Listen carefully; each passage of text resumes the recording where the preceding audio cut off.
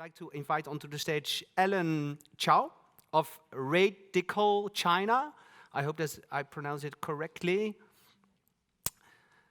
Please give it up for... Yay! Yeah! Okay. Thank you so much for that. Well, it's hard to top this, but the next one who has the daunting challenge to do so is Gerrit Dumstorff of Hella Fast Forward. Come on, yes.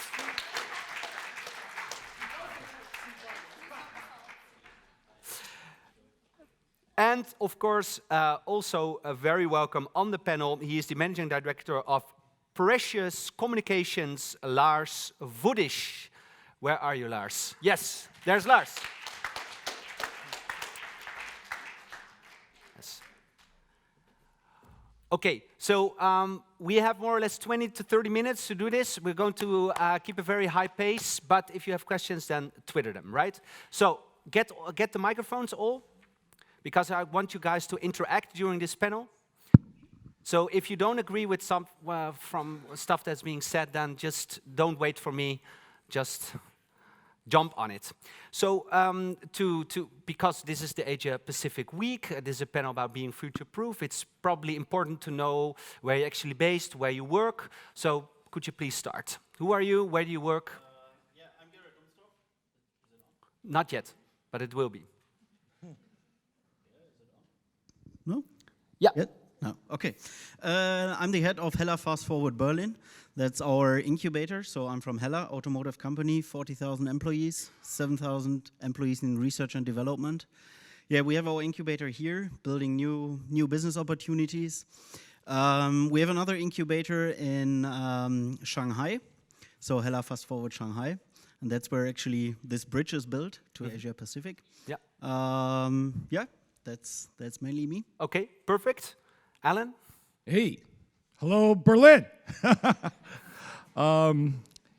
Great to be here. I'm Allan Chou. I'm from China. I live between Beijing and Shanghai. And RAIDiCal is a brand new operation. We did an operation called Rocket Space in China last year. It kind of went south because the partner was H&A Group. So if you know that story, you'll get it. So RAIDiCal, what it does, it stands for Robotics, AI, IoT, Data, and I stands for Intelligence. And California, CAL is California. I'm from California. You can't tell by my accent, but so RAIDiCal meaning, you know, we want to be different, right? Just as what was talked earlier. And what we do is we help early startups and corporates to be really innovative in China, which is, it sounds like a oxymoron, but it's not actually. There's a tremendous amount of work that needs to be done, I think, because we're still not being uncomfortable, like what you were saying earlier, right? So therefore, we're not going to be able to be future-proof. So great to be here. Thanks. Okay, and Allan, startups within corporates, or you bring startups to corporates? It's a combination. So the one thing that I think is critical is for corporates to commit. I don't like the matchmaking. I think we're already past that point. I think now it's about putting where your mouth is. And not as an LP. I actually don't like the VC model either. Man, I just don't like anything. but meaning that I think there's a better way to do things. Where that's why we call our company RAIDiCal. Radical departure from the norm, right? So that we can have something that's unique and that fits. And that's effective. So it's about getting corporates to sort of see what they're missing. Knowing that if you want to stay alive for the next 10 years, not even 20 years, that you should start to look at how to change the way you do business. So that's what we do. Okay, thank you so much. You're based in Singapore mainly, or are you traveling back and forth to other parts of the world? So I'm mainly based in Singapore, traveling around Asia Pacific, but upwards of 90% of people I interact with are from the region and not from Singapore itself. Okay, and why is that? It's interesting because I work with 20 to 40-year-olds, helping them navigate their place in this future of work, career transitions. Yeah. So I guess that's why I was speaking earlier. And a lot of them come to me through postgraduate programs. They're working professionals, but they're postgrads as well. Okay. And the interest for that is not as much in Singapore, but around in the region, or? In Singapore, it definitely is there. There's existential anxiety. People go and thought catalog and all that to find answers. It's more haphazard that way. Okay. Yeah, hi, I'm Lars. I'm originally from the wonderful town of Hanover, not so far from Berlin, but living in Asia for the last 16 years and for the last 15 in Singapore. Yeah, and I started a company called Precious, and it comes from the Chinese term "babei," what means my darling or my precious. And I realized that my children should be as precious as the other way around. Brands, ideas, companies should be as precious as my children are to me. So we're working with a lot of companies, big brands from Lufthansa or Experian to startups, and we worked with over 150 startups, 15 unicorns, 3 Eduardo Severin companies. And a lot of that is about the innovation concept that they bring to the table. And our job is to make it into a story that people can relate to. Why is it new? Why should I care? It's the old idea of selling. Why me? So why is it relevant for me? Why now? What's the urgency? Because nobody will listen because we are crowded with ideas, bombarded with ideas all the time. Yeah. And I'm really curious to know from all 4 of you, like, what kind of theories or tech components are you looking at that really will shape the future? So, for example, a management theory could be like the holistic approach or something like that, but a tech could also be artificial intelligence. What would you say is your top 3 of theories or technologies that you will really think that will shape the future of your parts of the world?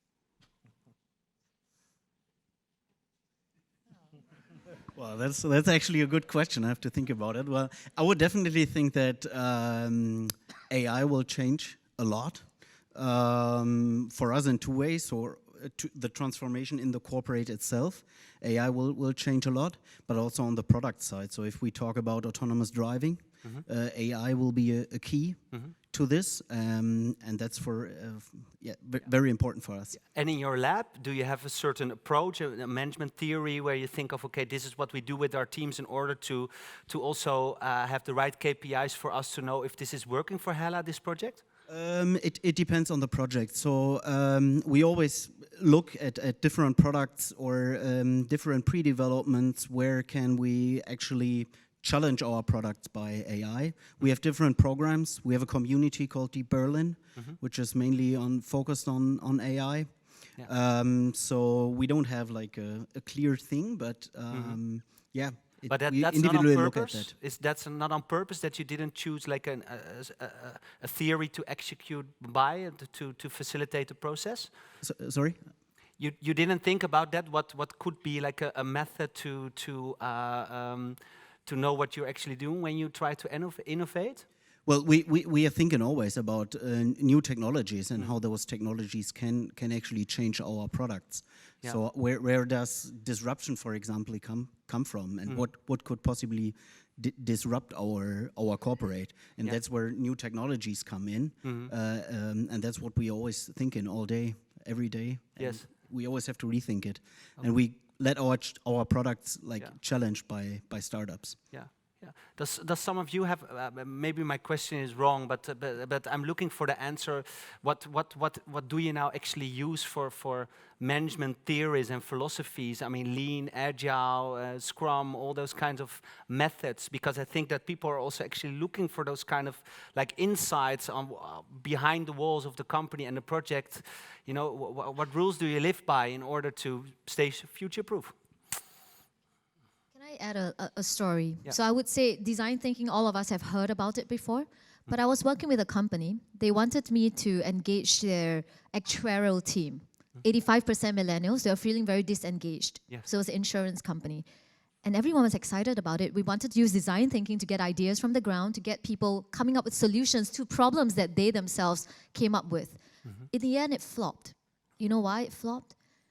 The management, the team, the leader said, I don't believe in this. Her style was a lot more conservative. So I guess to answer your question, we can have the best. I think we can read about all this lean, agile, design thinking, all of that, Porter's 5 forces, all of that. Nothing will come to pass unless our mindset shift first. So that's really my answer. Yeah, I think what you said earlier about sort of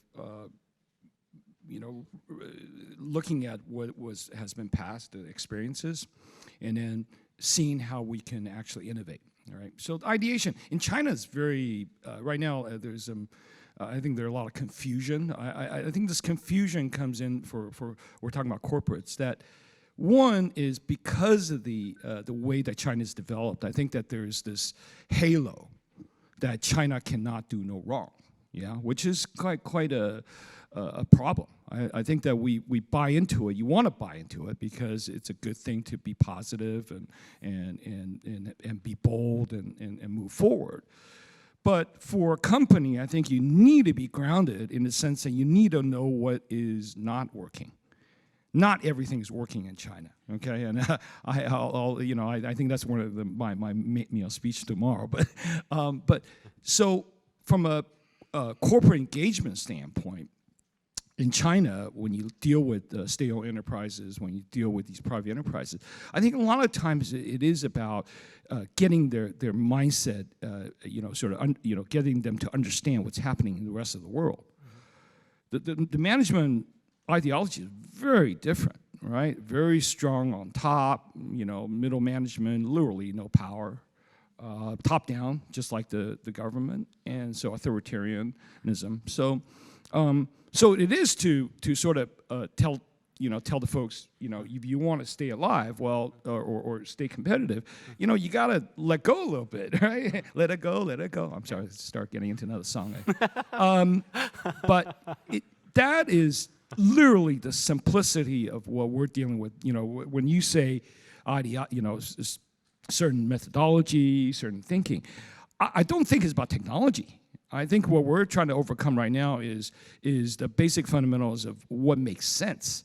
And then as you apply the technology, AI, IoT, and so forth to try to scale, then it works.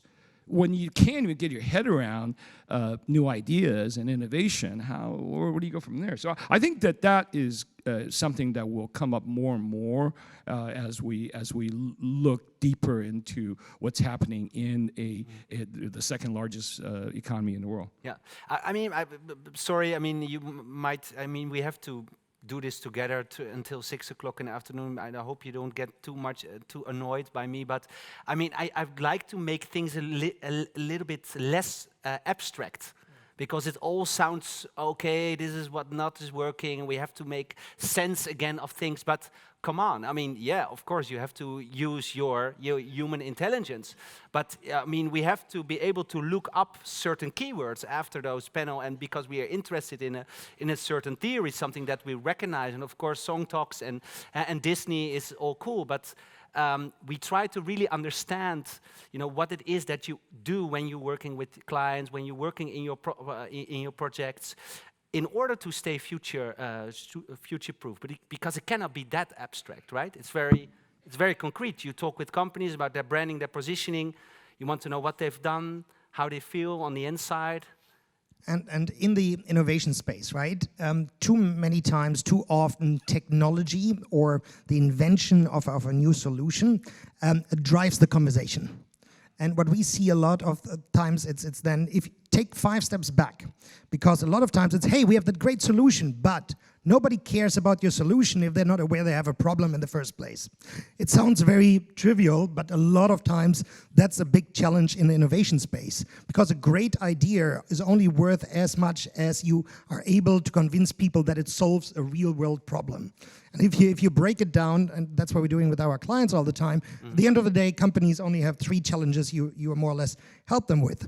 Does your product or your solution help them to make money, save money, or is it a regulatory requirement? And if you can't give that kind of simplistic connection, then you fail in the first place. Because if you want to convince a CEO to make an investment, he will ask you, does it help me to make money or save money? And make money always beats save money. The other thing is technology is always an enabler to achieve something, right? And if you know the Gartner hype cycle, we see like things like 3D printing are now, they have to prove that it works. But you have examples like Airbus or Boeing, they're starting to do 3D printing of plane components, mainly for the interior, because it makes more sense to print them in Singapore or in the Philippines than shipping them around the world. Blockchain is a fantastic technology, but if you can't link it to a problem, then it's just the technology that's hyped up that doesn't solve something, right? So you have that whole innovation cycle is all about what's the problem? Only very rarely somebody comes up with an idea without having a solution or a problem in mind. Normally, our minds are always kind of wired to, I have a problem, I want to solve it. Very rarely we come out of nothing with that blue ocean kind of thing without even thinking about, how can we use it? The other thing, and just quickly jump back to, what are those theories or approaches that we've seen? A few years ago, everybody was going on growth hacking. Every startup had a growth hacker. Great solution for a very specific problem. Growth hacking is, at the end of the day, a combination of A/B testing with an optimization approach at the lower side of the sales and conversion funnel. But if you focus only on that, your sales funnel dries up because you only optimize the crap out of what you have as leads. You don't add new things in there. So there are a lot of things that are great, but they're all never can stand alone and survive as an absolute measure.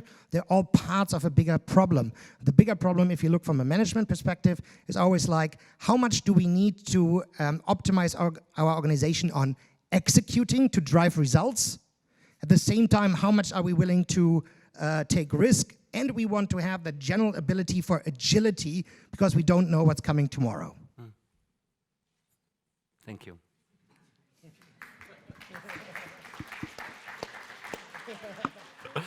Yeah. So then we have like the European, German, Berlin situation, and we have then the Asian situation. What are like really differences in how to define those problems in order to know what to do?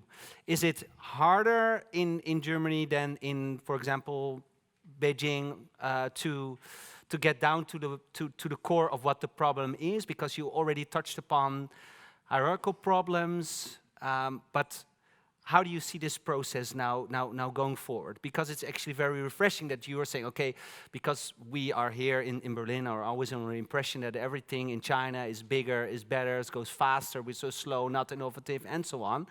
But what can you share with that experience in China? So China is all about numbers, right? So exponentially more problems than anywhere else in the world that we just don't see it. That's all. No, we don't read about it. Yeah. So tell us, please. So what I think when we deal with organizations, from government to these mega, multinationals or state-owned enterprises, it's always about the inability to take charge, right? The management are all very, very bold and very confident, but once you get down to the next level, it really is a education. It's changing. I don't want to say that it hasn't changed in 25 years since I've been there.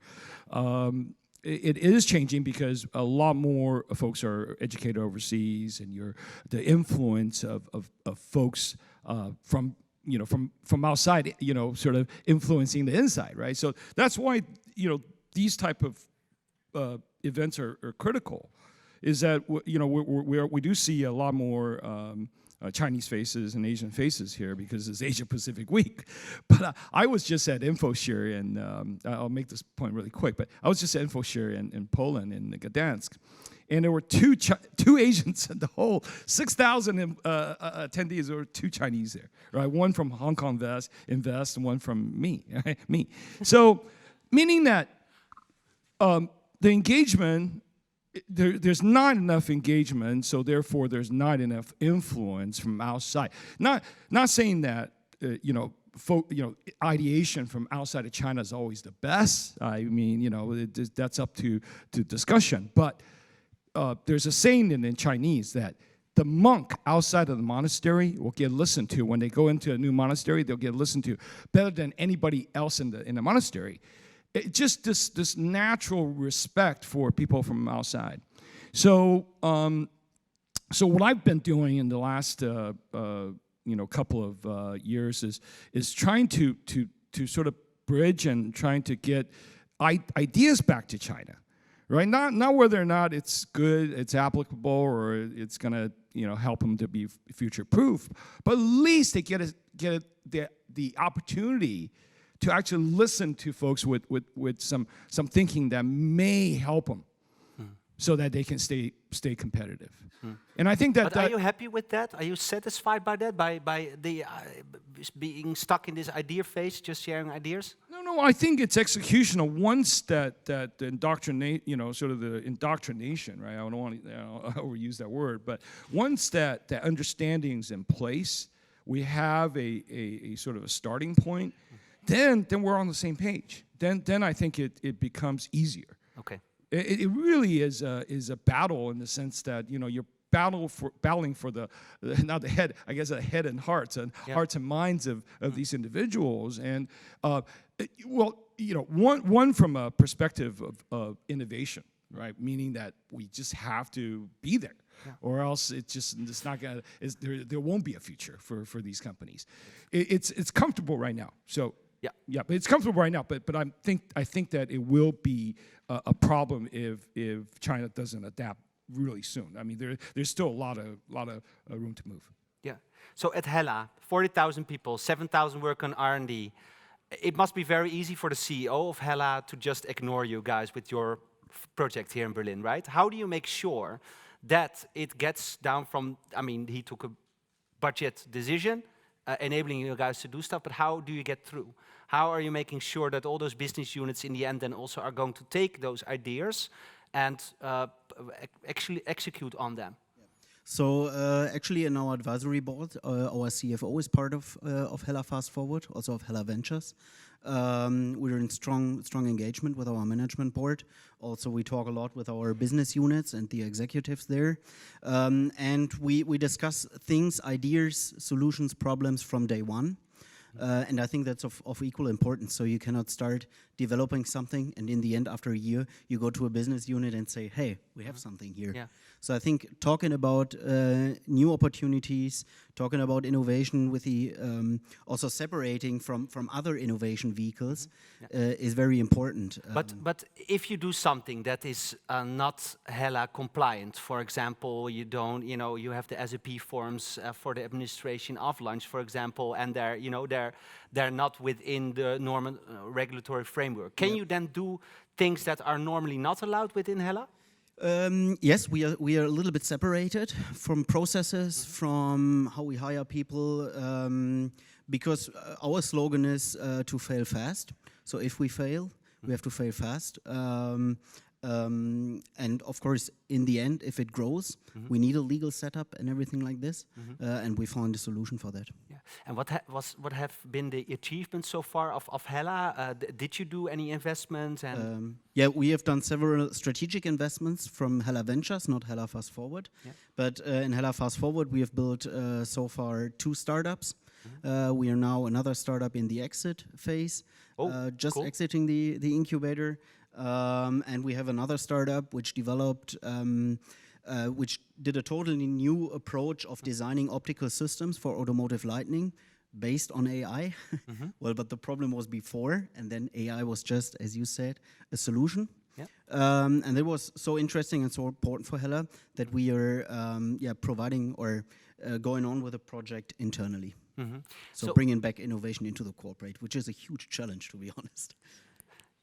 Yeah, why? Yeah, taking people, so you have a new technology, you have to invest in those people, in these things, and the return of investment is maybe not like in a month, but maybe in 2 or 3 years, so it takes time, and that's cost intensive, and you have to talk with people about budget, about opportunities, and all that. Yeah, that takes a while. Yeah. Well, that's daily life. Even I accept that. Yeah. But you're kind of like the bridge builder here, right? Because you have all this knowledge. You are from Germany. but you've been living for such a long time there. So actually we hear that humans nowadays, either in Asia or in Europe, are facing the same problems. You have all this information, all the new tech, all kinds of theories, but it's hard to bring it down to simple learnings for everybody to understand. But do you think there might be a slight chance that Asia and Europe or Germany can actually learn something there from each other? Or what would you then say is the ideal mix in order to really build those products or companies that have also added value towards companies being built either in Asia or in Germany? So one of the things I want to reemphasize, and we heard that earlier this morning, right? Germans are very process-driven. So if you need, if you have a concept or a problem statement that needs, on the execution or on the planning side, somebody or something that needs very strict planning and process to drive things forward, Germans are great for that. That engineering DNA that's somehow deep in in us is amazing, but it sometimes scares others away, right? And other cultures are very much, let's do it. And we heard that, 10 solutions for a problem that hasn't been clearly defined. Yeah. And you have that, and it's in different parts of Asia. They are, of course, also very, very different. Singapore education system is very much focused on follow the rules, and you'll be taken care of traditionally, right? So the Singapore government is trying to break that up and says, hey, how can we be more creative and innovative if we have a very strict follow the rules education system? So they need to change that, and you see that in a lot of Asian countries where German education system is actually quite easy and laissez-faire compared to a lot of Asian countries that I've seen. Funnily enough, though, our thinking here is more process-driven. China is a completely different ballgame, right? But your education is free, right? Is that correct? What? The education here is free? In Germany, universities, Well, yes. It's not free in China, sorry. Well, Yeah. taxes pay for it, so it's all relative what's free. Right? So I think it's always depending on what do you want to achieve and where do you get the greatest talents or mindsets. So, for example, in Asia you have India and Thailand as two of the main creative centers. Some of the best TVCs in the world are produced in Thailand. They tell stories and everybody's crying afterwards. It's so touchy. A lot of production right now for regional campaigns, all of Asia, are made in Mumbai because they have fantastic directors, production facilities, but they would bring in the directors from Thailand, for example. It all depends what do you want to do, right? It's kind of global sharing of what are people good at. So if you have, we worked with a company called Sennheiser. I'm holding one of their products in my hand right now. All their core R&D is still done in Germany, but of course they produce, because of cost, ideas all around the world.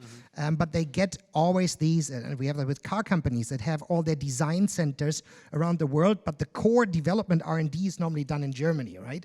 And you need that mix of what does the customer want, how do they want it? How do you need to adapt to that? And what works here? So some of the car companies realized, like in China, it's very hard to sell small cars, European cars. So it need to be, you have all the long versions, all, the Audi A6Ls, A4Ls, BMW 3 Series stretched. That's just made for the market demand. So it's not so much what works here or there. But it's more about what's the problem that you want to solve and listen to the customer, and then you bring the right talents to the table, and hopefully can work it out. If anybody, Chinese companies going to Germany or Europe, or German companies going to China, say, hey, we have in German we have the saying, we've eaten wisdom with spoons. We know it all. This is how it works. Everybody has failed, right? And a lot of large companies especially have burned billions of dollars with that approach. So there's no one size fits all, and nobody has the ultimate solution. It's always, I'm in consulting, so every answer ends or starts with, it depends. Well, there's definitely, just as a note, that for sure, if you look around the world in terms of that relationship, right, that connectivity between Germany and China, that respect is very high. I mean, it's been, that I would say that it's probably higher than a lot of the countries, especially the tweeting country. in terms of just the methodology, right? There's a lot of one of the biggest sort of conversation that's been going on for corporates and for individuals, for people in China recently is this thing called 996, right? So if you haven't heard it, you should. You know, there's great conversation. It's basically the mandate for a individual working in China to work from 9 to 9 a.m. to 9 p.m., 6 days a week. Big uproar. Jack Ma writes, "Yeah, you should do it." that was a faux pas, and you know, and people just went nuts, right? They said, "No, right? We you know, that's not quality of life." I mean, I think that as a corporation, if that's the mandate, I would say then we lost it, right? You know, if you're mandating people to stay, this was the Japanese model. Right, you stay till your boss leaves. I mean, my God, I mean, how archaic is that, right? So the key is to get not just companies in China, but everywhere to sort of be a little more open about how you're actually treating your employees. But I saw this really interesting article yesterday about the fact that we were, you know, the schools do not teach you about finances, about money. Because they don't want you to get the fact that how it's actually made. I thought that was a great article. But what basically came down to is the fact that we're coded as we go to school to become workers. We're not sort of educated to become entrepreneurs and innovators. That's why even for, you know, talking to a lot of young folks around the world, that they would say, wow, you know, we never had an innovation class till, you know, when I was there. And she just graduated 4 years ago. I'm thinking, no, I made a bad mistake. I said, oh, wow, what type of phone were you using back then? but she actually just graduated 4 years ago. And this was in Warsaw. Yeah. And I just thought, wow, are we not behind the 8 ball in terms of not allowing our young people to really see what's coming up, right? Beyond just, you know, us working with these corporates who are paying the bills, but the future of the, you know, of this, you know, world are not the future generation. They're not getting what they need. So that's I think is something that we need to focus on. Yeah. So just to do a wrap up, I would like to ask you all four is like the general question is how to stay future proof. What would you need? What kind of questions do you have yourself for the audience? Because of course our aim is also, you know, at 2:30 there will be another coffee break for 15 minutes. So we'll have a talk afterward, but there will be a break again. So what do you need from people here in the audience? What would you like to understand better when it comes to future proof? What kind of question would you ask the audience today? So we'll start with Gerrit. Well, it comes to my mind like half a year ago I was on another panel discussion and I was asked who wins the race, startups or corporates, and I said, okay, you cannot. It only can go together. So we both have to go this way together. Startups can learn a lot from us as a corporate when it comes to scale products, build them millions. And on the other hand, we need startups to get new ideas, think products in a totally new way. And this is for me key and to collaborate. Yeah. And this is very interesting how other corporates see this way to work together with startups and how to do this. Yeah. And if you would like end the question that I pre-formulate for you, so the way how I could be helped is by, and what would you then say? I could be. That's a good question. Yeah, to get help by like how to find this key and how to work together. How to work together. Yeah, okay, well, that's beautiful. Yeah. I mean, that's a good segue into what I was going to say is that, you know, as I travel around the world going to innovation events and tech events and startup events, is that one thing you realize that there's a movement, right, in terms of how folks in, you know, that are involved with technology, they come together. There's no disagreement about the fact that we're actually helping young people to create their own jobs for the next century, right? I mean, that is pretty amazing, right? If you think about it, right? We disagree about a lot of things, but then when it comes down to this issue of how we're going to face up to how technology is going to change our lives, then we actually come together and say, wow, okay, there is something there. So I would say that it's a right place, right time for us to sort of be brave. I'm taking people's next line already. But be upfront about how we're going to actually take charge. And I think that it started in China. We've got a great program that the government has put together last couple of years of mass entrepreneurship and innovation. The reason why I think it's critical is the fact that in a country like China, where it's we talked about planning and so forth, right? Very, very top down. That actually, as a foreign entity, as a foreign citizen, as someone from outside of the country, can actually jump right in and get involved with innovation entrepreneurship. So I think that is going to help with that future proofing. And your question towards the audience, how can you be helped by them? Well, I mean, if we can get all of you to actually come to China, that'll help the economy. But that'll bring the economy up.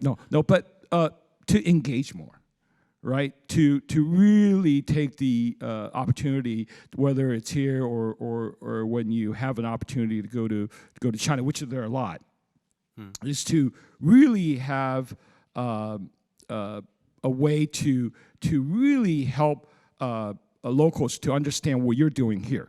And that will equalize, and that will bring our conversation, sort of, in a loop, and that will be good. Thank you. Yeah. So again, I concur. It all depends, right? So what I'm going to say is something. So I work with 20 to 40-year-olds. The thing that I see the most right now that concerns me is they don't know who they are. I'm serious. And that's why they burn out. I'm part of that generation. Right, we burn out, we get depressed. Look, we can talk about future-proofing all we want, but if we're not going to stay alive for the future, everything else is moot. So in Chinese, we say 知己知彼,百战百胜. That means if you know yourself and you know the other, you'll win 100 out of 100 battles. We spend too much time talking about the other, the AI, the IoT, everything again that Google has. That's great. Let's spend a bit more time, whether or not you are in the 20-40 group, understanding what makes you sustainable for the next 50, 60 years. As Asians, especially Singaporean or even Germans, maybe we should learn from the Dutch, Nixon. We learn from the Italians, dolce fa niente. The sweetness of doing nothing. And really asking yourself, when I'm bored, what do I think? Before I was 10, what made me come alive? When I feel like burning out, what keeps me going? What makes you sustainable is my question to you. And that's how you're going to stay alive and relevant in the future by knowing that category of one that I spoke about earlier. My question is, how do you stay sustainable? Ask yourself that. That's my question to you, to ask ourselves every day, and then experiment with it. Okay. Future-proofing starts with a question on how do you see the future in terms of a time horizon. I think a lot of times when we talk about innovation, we rush on short time frames. And that's to some extent driven by corporates and their quarterly results, or the VC world that's on a 3 to 5 year investment exit strategy. But if we look at some of the most successful companies in the world, they're innovating for 100 years. Or you have some Japanese companies, their planning horizon is 100 years. The best game is a long game. And I think that's how much are you prepared to actually look beyond the next funding round? What's the game that you really want to put in to change things, right? What's the so what question? If somebody remembers you in 100 years, what is it that you really changed? What's the needle that you changed? It's not a small optimization problem. Really, what are you doing that changes the world for the better? I know that's a little bit philosophical, but at the end of the day, if you don't have a big idea, a big ambition, then why are you doing it in the first place? Because money and quick gains are very short-term motivators. Those won't get you out of bed for the next 20 years. So my question to you, and that's very selfish because I'm living in Southeast Asia. What are your perceptions and ideas about Southeast Asia? Because that's one of the fastest and most long-term growing economic zones in the world. We have 4 to 6% average GDP, and it's 600 million people. When I was in DHL, our senior management always said, there's only one China in your lifetime, and the gold rush over there is over. For me, my China is Southeast Asia. That's still untapped territory, leapfrogging technology, a hungry middle class. So my question is, how can I help you to understand or benefit from Southeast Asia? Thank you.